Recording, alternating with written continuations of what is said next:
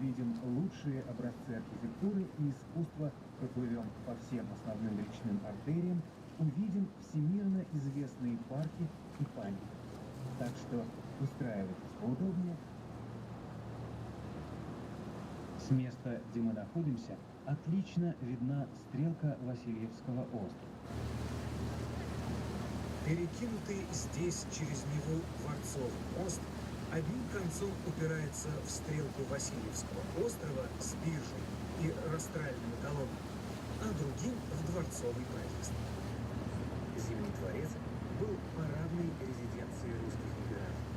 В северном крыле устраивались увеселительные вечера.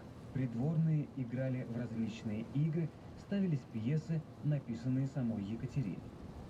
Там, где вы видите шпиль собора, выхватил штык у одного из сопровождавших его солдат, начертил в торфе квадрат и воскликнул: «Здесь быть моему городу».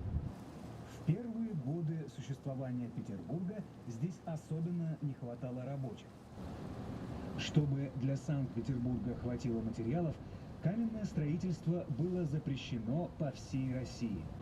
Особенностью таких парков были геометрически выверенные формы и обязательная симметрия всех насаждений.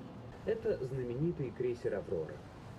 Холостой выстрел с крейсера дал сигнал началу Октябрьской революции 17 года и штурму Зимнего дворца.